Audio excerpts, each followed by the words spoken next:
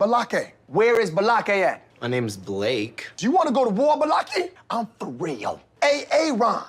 Ron is present, everyone. Welcome back for more SPTV, where every day is a great day not to be in a cult. I'll tell you who done messed up this time. David Miscavige done messed up by being the leader of a human trafficking cult. And, you know, when you make bad decisions like that, many more other bad decisions follow on. And we're talking today about an update in the trafficking lawsuit against David Miscavige, Gavin Potter, Church of Scientology International, Bridge Publications, and the Religious Technology Center. New documents have been filed with the court by the prosecution, providing evidence that all of the above, all of the parties that I just named, providing evidence that they have affected service against all of these people and all of these entities. And so I would consider it my sincere pleasure to share with you the document specifically about David Miscavige. Let's see, guys. Checking the chat. Hello, everybody. Guys, I'm going live today with almost no notice, so apologies for the lack of notifications. I know YouTube really doesn't like it when people do that, but that's just kind of how I roll. Okay, so this is the real thing. Graham Barry is one of the attorneys on record for the plaintiff, probably more than one plaintiff as time goes on. Brittany Henderson, famous, fierce attorney. Linda Singer is involved here. Okay, Jane Doe, proof of service upon defendant. David Miscavige, world's shortest cult leader. Okay, let's go on here. So we have multiple exhibits here. Exhibit 1 is evidence of service at 1710 Ivar Avenue. Exhibit 2 is going to be, more 1710 Ivar Avenue. Exhibit 3 is 6331 Hollywood Boulevard. And exhibit 4 is, to be honest, I'm not quite sure. But let's just scroll down and see what we got. Exhibit 1. There's some very specific parts of this that I want to share with you. And I'm just, because I'm doing this live, we're just going to scroll through the parts that are less important. But just wait till you see the guy who was, the process server that was tasked with doing this. Just wait till you see his little anecdotes of what happened at each address. It's pretty awesome. Okay, so January. All right, let me see if I can zoom in on this a little bit more.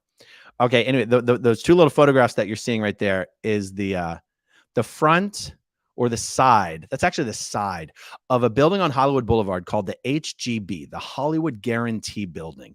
It's the one on Hollywood and Ivar that has the giant Scientology sign on top. And that building is the location of middle management.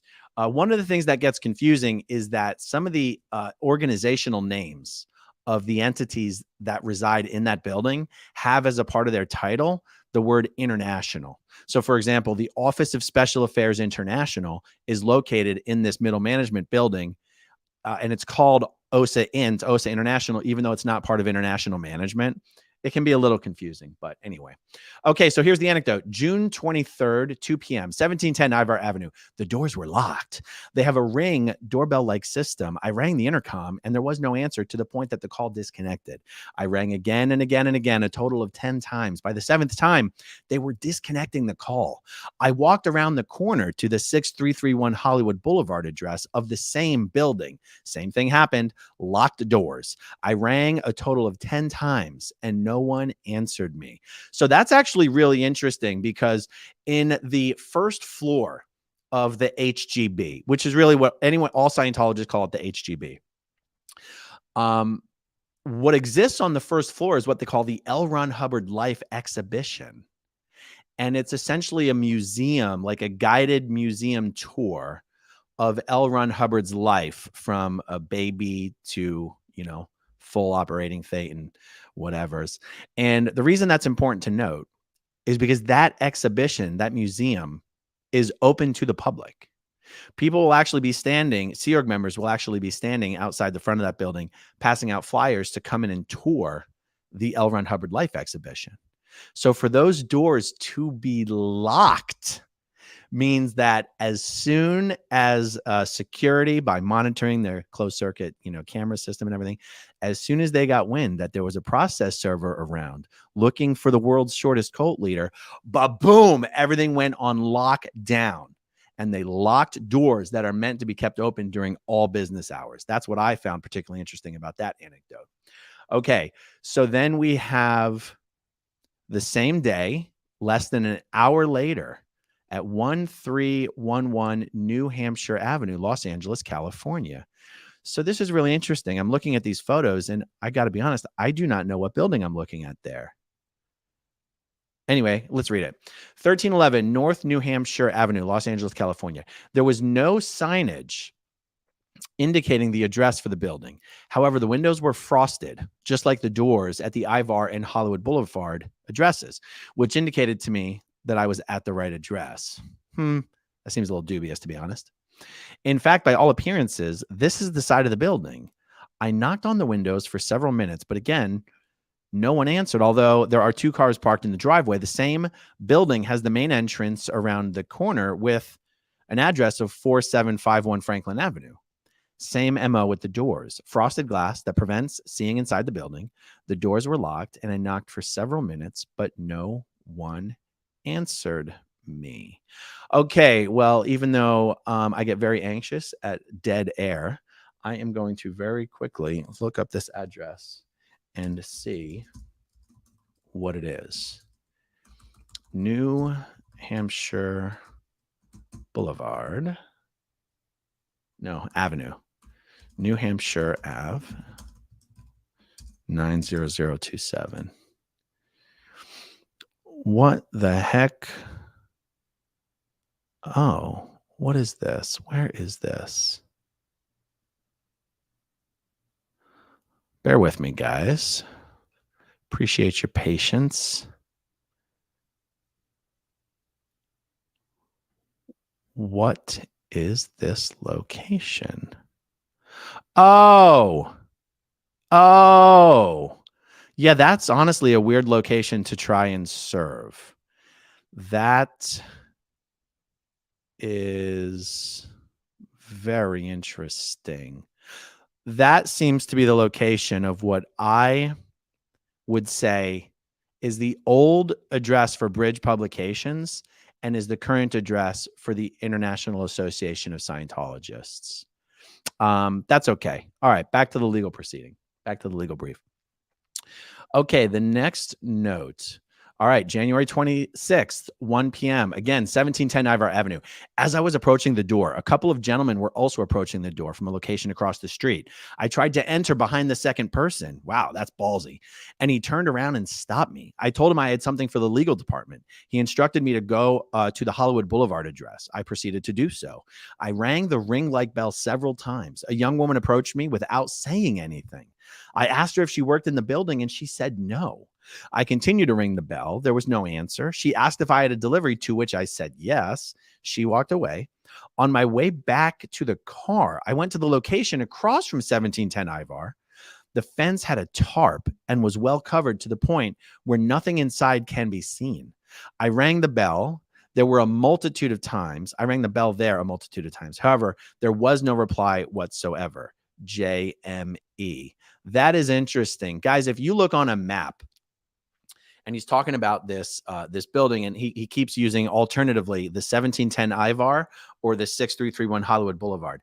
It's the same building, but this entrance here is on Hollywood Boulevard. This entrance here is on Ivar, and Scientology pretends like these are addresses to 2 separate locations when they're just 2 different doors for the exact same building.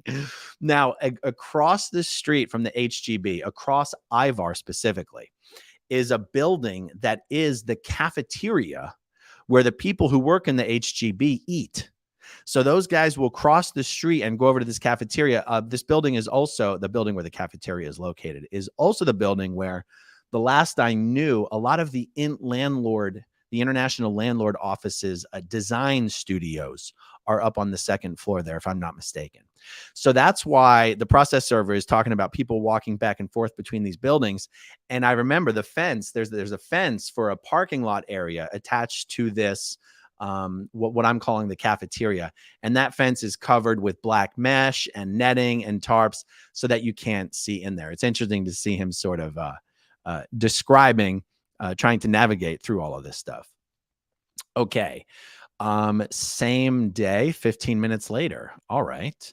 4810 Sunset Boulevard. Approached the building where I was quickly met by a security guard. He asked if I needed help, and I told him that I needed the legal department. He told me that it was not here, and he did not know the location.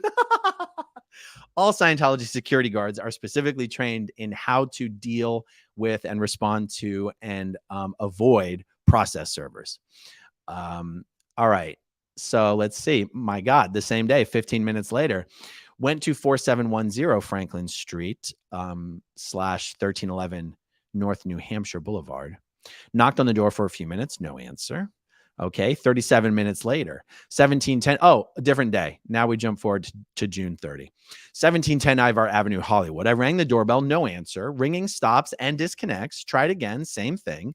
Sign says deliveries for 6331 Hollywood Boulevard and 1710 Ivar Ave. Go across the street to parking lot gate. I went across the street. I rang the buzzer. Same result. No answer. Then ringing stops. 6331 Hollywood Boulevard. I rang the doorbell. Same results as the other two attempts. No answer. Call disconnects. Yeah. It's almost like they didn't want this guy to deliver any service there. I don't know. I mean, that's okay.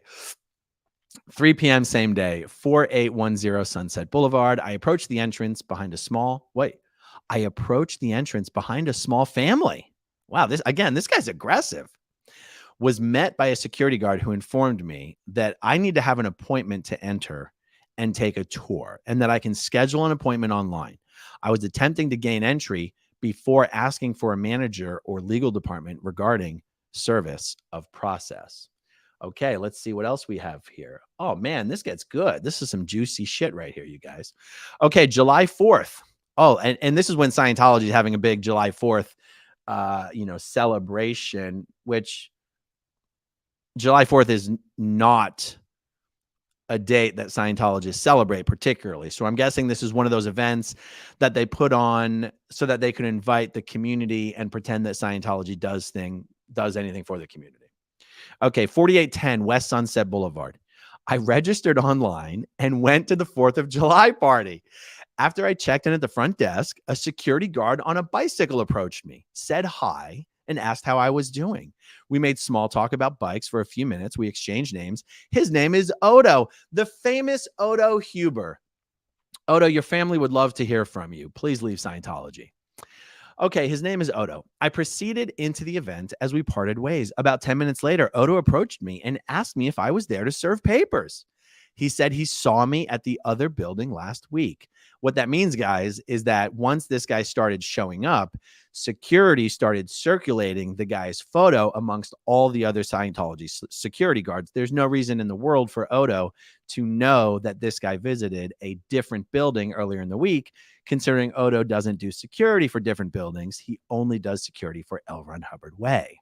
So that shows a little, I'm going to use the word collusion. I don't know that it's illegal what they're doing. I just don't know. I mean, I grew up in a cult, you guys. What do I know? But it does show that they are proactively taking measures to evade service. That's what it means to me. Okay, so I told him that, yes, I was there to serve papers for David Miscavige. Is he here? Odo said, no, this is not the right address. He neither has an office nor residence there, which is false. David Miscavige does have a residence there on L. Ron Hubbard Way. Odo asked me to leave. I said that I would stay until I confirmed my information. Again, ballsy, very ballsy. He was okay with that and stayed near me while I had a coffee. I walked the entire event and then left at 1 p.m. Okay, so he was there for an hour. I find it noteworthy that Odo kept his manners in very appropriately. Normally, Scientology security guards will overstep their authority and engage in borderline illegal activity because they don't seem to quite understand what is constitutionally protected activity and what isn't. I think it's interesting that Odo conducted himself appropriately here. All right, let's see. 7 a.m., July 13th, 1710 Ivar Ave, 6331 Hollywood Boulevard. There was a lot of Scientology worker activity between 8 a.m. and 9 a.m., running trash bags, cleaning supplies, etc., across the street from 1710 Ivar and back. A white van parked by the Ivar entrance for 2 hours, loaded catering items, trays, carts. At 9:30 a.m., some suit and tie wearing church members walked from the lot opposite 1710 Ivar across the street and around the front to 6331 Hollywood Boulevard entrance. I did not see the subject come from or go into the premises. Okay, so this is doing a stakeout, trying to put eyes on David Miscavige, who most certainly is not going to be seen walking into that building. Okay, another stakeout. Did not observe the subject enter or exit the building. These guys have really done a hell of a job here. Certainly put in the effort. Okay, July 14th, 7 a.m., another stakeout. At 7:25 a.m., a security guard with a dog came out of the Hollywood entrance and walked the area just before an unmarked church bus arrived. About 25 members exited the bus and entered the Hollywood building. The security guard and dog followed them in. I observed the comings and goings of what appeared to be many different ranks of members and workers to and from both addresses. I did not see our subject come from or go into the location. Stakeout concluded at 10 a.m. Oh, I'm dying to know if the security guards were able to identify that this guy was on a stakeout. Okay, July 20th, Hollywood, same address on Hollywood Boulevard. Substitute service to John Doe Caucasian man, mid to late 50s, 5'7", 145 pounds, light complexion, dark eyes, balding dark hair, wore glasses. He was about to enter the building, but turned around when he noticed me behind him. I told him he was being subserved on behalf of David Miscavige and dropped the documents in front of him. He left the documents there and walked around the corner to the Ivar entrance. Man, these guys are pretty soon. These guys will know every Sea Org member in that building. Okay, July 20th, 9:10 a.m. Ivar entrance. Substitute service to John Doe, security guard. Hispanic male, late 20s, 5'8", 160 pounds, light complexion, dark hair, parted to the side, dark eyes. Okay. I asked him if he could direct me to the mailroom or the legal department. Oh my God, that's amazing. I have legal departments to serve David Miscavige. He said, you will have to serve the agent. I informed him that Miscavige is being sued as an individual and his address is here. I announced that I was substitute serving him with a summons and complaint on behalf of David Miscavige. I tried to hand the documents to him, but he stated that he could not take them, so I dropped them at his feet. Wow. Incredible. Okay. I declare under penalty of perjury, under the laws of the state of California, that the foregoing information contained in the proof of service and declaration of diligence is true and correct, and that this declaration was executed on July 25th, 2023. Jose Uliqui? That's how I'm going to say that. Jose Uliqui. Well, Jose, I dare say you have done a good job here. Brendan Eder, I don't know what your job is, but you've done a good job as well. And Daniel Mikulash, you've done an excellent job as well, Daniel. Whatever that job was, you did it well. There you go. Substitute service. So now, of course, what comes next is Scientology will file its motion arguing for why the process servers did not do everything correctly or thoroughly enough to justify a ruling from the court that Miscavige has been served. And then there will almost certainly be a hearing that the world's shortest cult leader will not attend because he cannot risk being seen in public and actually served. But representatives on his behalf will show up and they will be indignant that David Miscavige is just being harassed and this whole thing should just be thrown out. But when that hearing occurs, I'll have something else to tell you guys about. But in the meantime, it does appear as if Miscavige has been served. And all we need is for the court to review this evidence and rule as such. And it will be yet another very, very bad day to be David Miscavige, the world's shortest cult leader. SPTV Tattoo Warrior says, see, that's the thing. I can read about this on Tony Ortega's Substack about an hour ago, or I can wait for you to do a real show about it. You know how the buildings, processes, and staff work. That is what actually makes this a story. I hereby crown you King of Scientology Knowledge Island. That's amazing. And thank you for the generous super chat, SPTV Tattoo Warrior. I really, really do appreciate that. I'll tell you, I mean, there are so many people who are so familiar with those buildings, even more familiar than I, and would even be familiar with which exact security guards, based on the descriptions, are likely to have been the ones who were received substitute service. In fact, what's actually crazy is that it sounds like the two thankless Sea Org members who inadvertently received service on behalf of David Miscavige, it sounds like they weren't even security guards. They were just rank and file Sea Org members who are now going to be in a lot of trouble. The truth is they would have been in trouble the moment after this occurred, right? Because now security knows what just happened, and they're going to look at all the cameras and they're going to see who was it that wasn't watching their six closely enough. You know, the guys in that building particularly have been billed and drilled on how to avoid service. And the fact that two Sea Org members screwed up and put themselves in that position, you know, it's never a good day to be in a cult. But for those two, that was a particularly bad day. JJ Armstrong with a super sticker. Thank you very much. That's very generous of you. Guys, much more to come later this evening. Not even close to done. Stay tuned. Thank you, everyone, for watching. Thank you to all of you who watched until the very end. And I'll talk to you soon. Okay, if you want to see my rock and roll songs, click right on this guitar. And if you want to see a different one of my videos,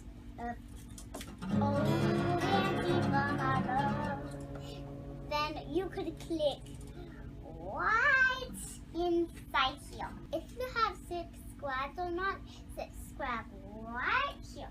Bye.